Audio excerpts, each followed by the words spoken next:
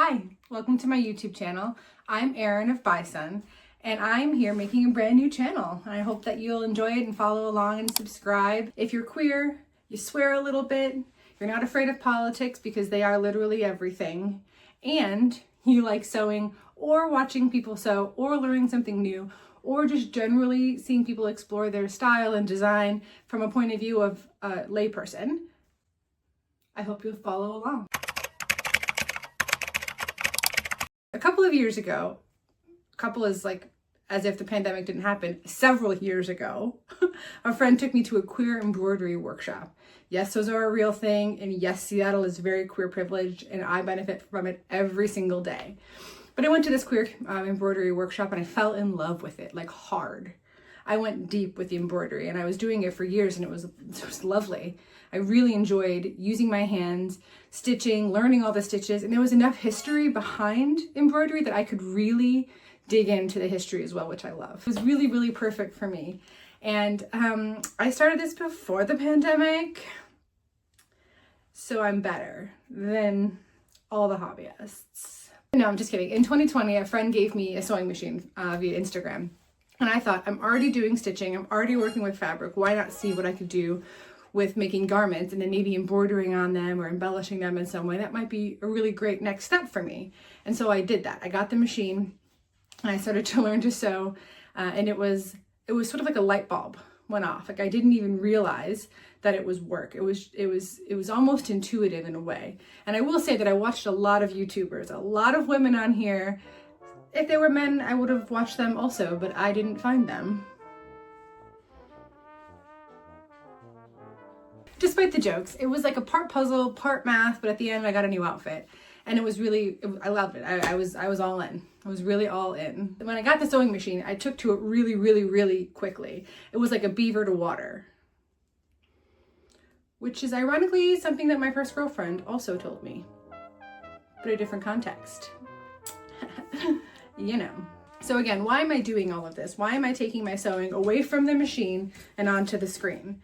Well, it's because I want to keep the art of sewing vibrant. I want it to be accessible. I want people to understand that sewing is a skill that takes time, it takes an investment, and it takes a certain je ne sais quoi to be able to do it really, really well. And so when you buy your t-shirt from places that we don't need to shop at anymore because we live in 2025, you can think like somebody made that shirt for me. Somebody had to learn to stitch and stitch at a factory level at a speed that's super fast to be able to meet quotas and make, you know, dimes on the dollar if they're lucky for what they're doing. And I want people to know that sewing is a skill. It's a skill that takes time. It takes an investment of your energy and your brain power to be able to do this thing. But in the end, it's priceless because it's a skill you get for the rest of your life. You just have it. You know, at any time you can pull out your machine and hem a pant or take in a dress or, you know, tailor a shirt to make it fit better so that your clothes fit you. And here's my little soapbox. By now, we know that fast fashion is fucking killing the planet. It is just destroying everything. And you hear about how underconsumption is now trending and, you know, people are realizing that gardening is an act of resistance. Well, so is sewing. Anything that you can do yourself for yourself and not rely on corporate America is an act of resistance. And you can resist too. Even if you're making pretty dresses in your home in Seattle, you can do it too. And that is what I think is so critical of why this space is going to be different. It's going to talk about the construction of the clothes. It's going to talk about the history of the fabric or the pattern or the designer or whatever. But it's also going to talk about how this is an act of resistance. This is a way for me and hopefully you to no longer be submissive to corporate America, which is ruining the world, frankly. In America, we have a lot to own up for in regard to the climate crisis. Fast fashion started here in the 80s, and it was percolating ever since, I would say probably the 20s or 30s. I'll fact check that. But that's when we started going over to Paris and ripping off designers and coming back here and making ready-to-wear. And there's nothing wrong with ready-to-wear. But it is the trend cycles that have increased since then that have created the problem that we have now, where every 3 months we need a whole new trend, a whole new wardrobe, a whole new trend has come through, and our pant shapes are no longer fashionable. And now we need to have whatever the next thing is, and that is the problem. And that's why I sew, because I can't keep up with trends if I sew my clothes myself. I just can't. I can't, I mean, fabric is expensive, yeah, but it also takes time to make a garment. It's not like I can sit at my machine and just whip something up in an hour or so. I mean, some things I can at this point, but it's taken me 4 or 5 years to get here. And now I have a pretty, go-to skirt pattern that I could probably make in an hour if I didn't want to do most of the finishing touches and I didn't want to line it. And my fabric was already washed and pressed. I mean, sure, if you think about just sewing, maybe I could get it done in an hour, but you have to press your fabric. You have to pre-wash your fabric. You also have to think of the finishing touches. So after you stitch the seam lines, you should overlock or serge them so that they are clean, they don't fray, because then they will tickle your legs and it will drive you crazy. Speaking literally from personal experience there. So it's just like, it takes time. So I can't keep up with the trends. I really can't. Frankly, it's exhausting. Like, you know how many books I have to read? I don't have time to keep up with whatever generation, whatever thinks I should be wearing. Babes, I am grown. I am a grown woman. I don't have time. I don't care about any of it. I'm gonna make what I like, what I think looks good on me. I'm gonna explore that a little bit more. I'm probably gonna break down some ideas of what fat people can or cannot wear, like wide leg trousers. I'm coming for you, wide leg trousers. Know that. I can look cool and great and stylish and beautiful in my clothes without following trends. And that's what I hope to show you on this channel. I'm also here for visibility. I'm queer. I know. It's shocking that there's a queer in Seattle sewing who mostly sews dresses, who expresses himself as femme. I am in fact revolutionary. It's a big responsibility. No, of course not. There are loads of people who sew. There are loads of queers who sew. And have you heard of a drag queen? Where do you think they get those fabulous outfits from? They also express femme. Like, let's be honest. I am here for visibility for a couple of reasons. There aren't a lot of people on here that I see who have all this body to work with, who are also queer, who are also sewists, who also are political and want to make a space where we can talk about resistance, we can talk about politics, we can recognize that the body is politics. The body is political. If you know, you know. I also want to make sure that people realize that you can make clothes for bodies that don't fit into what is on the market. For reference, my measurements are 42, 38, and 56, baby. I got a whole lot of hip going on, and the difference between my waist and my hip is 10 inches most of the time, almost all the time, even when I was skinnier. And that just is not going to work. So my top half is a full size, sometimes 2 sizes smaller than my bottom half. The market does not accommodate for that. But by making my own clothes, I can. If my measurements change, I'll update you. I just don't think we should be ashamed about our measurements. I don't think it's the end of the world. Honestly, like, you can see my body. And if you have a problem with my body, that is a you problem, not a me problem. So I am completely comfortable sharing this. And Alona Mar, she taught us that you can be beast and brains. If you don't know who she is, meet Alona. She's a professional rugby player, an Olympic gold medalist, and a swimsuit model for Sports Illustrated. In fact, she just walked at Miami Swimsuit Week. Just saying. If she can have shoulders for days and be a swimsuit model, I can have hips for days and be just fine. Last year, I spent a good deal of time getting really, really good at making welt pockets. Welt pockets are sort of a stylish pocket that, we'll put the definition here.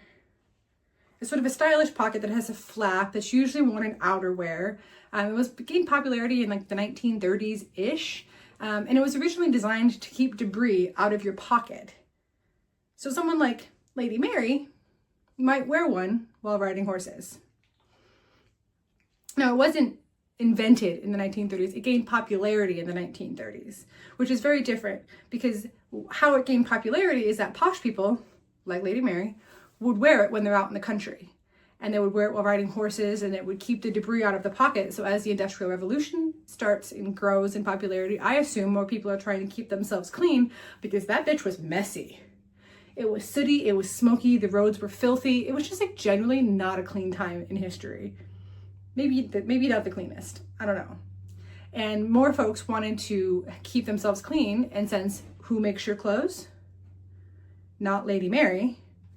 They understood that welt pockets existed and it became more popular, and now we see it everywhere. It's on outerwear for most of the clothes and jackets that you have. And that's how it came to be, which is ironic that the posh folks wanted to wear it in their little country estates while riding their horses, and then it became a really functional utilitarian thing that happens to be very functional for the common person. I also spent a good deal of last year trying to get really good at making collars. It's a work in progress. I will not lie to you. But I did it. I spent a long time trying to make collars. So a collar is often included on an oxford, or what we in America would call a button down. Now, some scholars say that there's 8 to 10 different kinds of collars that exist in the world, but it's nearly impossible to say because there's so many small nuances between different types of collars that there could be an endless number of collars that you could give different names. But here are some of the common collar types that exist in the world. Mind you, that these are all rooted in menswear. Fucking patriarchy, honestly. In women's wear, there are roughly 18 different kinds of collars. Now, I can tell you right now that equality between men's and women's wear is just a reflection of society.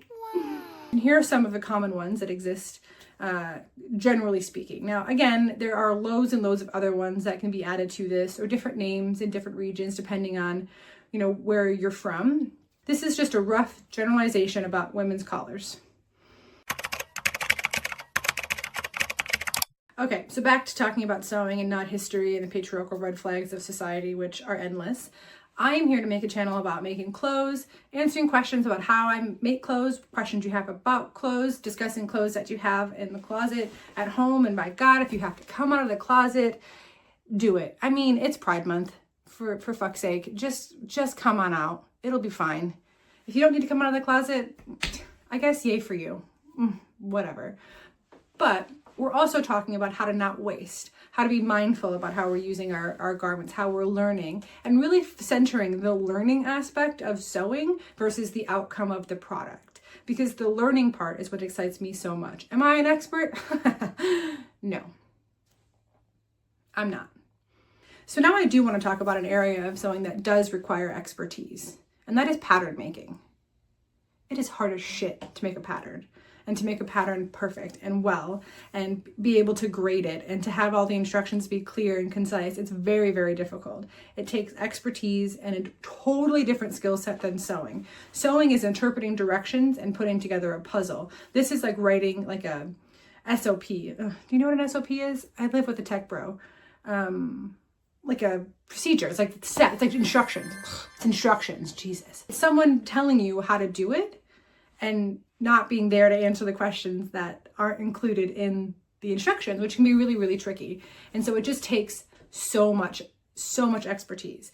And I actually took a class at Seattle Fashion School to learn how to draft patterns. I took 2 of them, I think. I think the 3rd one I didn't take. Doesn't matter. I took some classes to learn how to pattern make, and I'm okay at it. I've made some patterns. I can certainly modify commercial patterns in a really nice way, which is super, super helpful. But it's such a skill set to draft a pattern. Even to read a pattern is kind of tricky, and you really have to take your time and like read it 400 times to make sure that you understand what you're doing, and then be prepared to rip stitches, because you will rip stitches. It's inevitable. I don't know how much I'm going to be getting into pattern making on this channel. Maybe it's like year 2 or 3 goal. I don't know. So to all the pattern makers out there, I tip my imaginary hat to you. I've also been hearing recently that AI is making patterns that are pretty shitty. So that's fun. So why does any of this matter? If you've made it this far into the video, thank you. You're a real one. But like, why does any of this matter? Like, why is my space different than any of the other wonderful spaces that other creators are already managing here on YouTube? I'm going to say it again, and I'm going to hold your hand. It's the act of resistance. Fighting back against corporate America, taking back your power to express yourself, your power to not let the beauty standards determine how you can dress, to be able to style yourself in a way that you want, the way that makes you feel like you. That's what this is about. I can say that I grew up in rural Michigan, and clothes were like clothes. It was the early aughts when I was in high school. And so there wasn't a lot in the way of shopping for me. There were places like Torrid, which like wasn't my style. And honestly, it was like bad. I just remember it being bad. It's gotten better. I actually own a pair of pants from Torrid now, which is kind of a curveball I didn't expect, but it was just bad. And then there was Lane Bryant, which was just like shapeless clothes, and it was meant for professionals. And like, I wouldn't really go to Lane Bryant thinking that I'm going to express my style there. And so there just wasn't a lot of options. So that left me with like jeans from Old Navy and band t-shirts, which, you know, I wouldn't call fashion or style, but it certainly was where I was at the time. And I do love music and bands. Even now, there aren't a ton of brands who do plus size well. I mean, Torrid has gotten better, like I said, and you might have seen that brand trip that they took people to Coachella. And that's like a whole, you can unpack that like 100 different ways, but they're trying, which I appreciate. And there's also other brands that are doing things that are interesting as well, you know, but there's just not a ton out there, and it takes a different skill set to make a plus size brand. I can see a world where there's like a boutique, you know, like some cute little place that's like, boutique is the wrong word, but like a cute little shop that has clothes that fit my body. And they're just there waiting for me to buy them. Not that I have to like go online for extended sizes, or I have to accept like less good design in the plus size section versus really lovely design in the straight size section, which is just an ironic thing that they call them straight sizes. Baby, I've never been a straight size in my life. And so like I've said, it just takes a different skill set for plus size fashion to be a thing. And honestly, corporate America hates change. They don't want to invest. They don't want to fund. They don't want to make this a thing, because it requires that they change their model, that they change their marketing, that they change things that have been making them billions, if not trillions of dollars for decades. And I understand from a business point of view how you wouldn't want to do that. I don't know if you've heard about this brand called Reb Dolls, but it's a really cute brand. And they went through a hell of an ordeal last year where the owner, the founder, had an issue and couldn't get the line out to the people. I can't remember the reason now, but it was like something stupid, like shipping or something. And it bankrupted them essentially. The founder of Reb Dolls was a plus size model, and she couldn't get funding for her plus size brand, which was doing really well before this like logistical situation happened. And her name was Griselle Paula, and she like went everywhere. She went to all these different investors and really couldn't make it work, and had to do a Kickstarter or a GoFundMe or whatever platform she used to raise money. I gave, because I was like, hell yeah, I want to support this. Hell yeah, I want you to be able to figure out how to move your factory to the Dominican Republic and figure out your shipping costs and whatever the issues were logistically speaking with your supply chain. Hell yeah, I want that. And she did end up keeping the company going, and she was able to figure it out. I think the Kickstarter only helped, or the GoFundMe helped, but I'm sure she eventually found funding elsewhere. And it just shows you, like, corporate America does not care about you. They never will. They never have. It's just not, they're just not capable of it, because they're capitalists at the core and they want to make a profit. And I understand that we live in a capitalistic society, but I do think that there are guardrails that you can put on to ensure that you're not completely fucking over the people who are, you know, literally funding your lavish lifestyle. I'm just saying. So this is all important. Again, and if you've made it this far through all of my rambling, thank you. Subscribe, like, follow, comment, do all the jazz. But also know that this is a space where we can talk about resistance. We can talk about how this is our way of taking back our power in a time when, I don't know about you, but I feel pretty powerless as an individual person, especially as an American. So I hope you follow along. Thank you for listening this far. Thank you for going through my slight history and getting a little feel for what this would look like going forward. I'm excited to keep making these videos. And yeah, thank you. Thank you so much.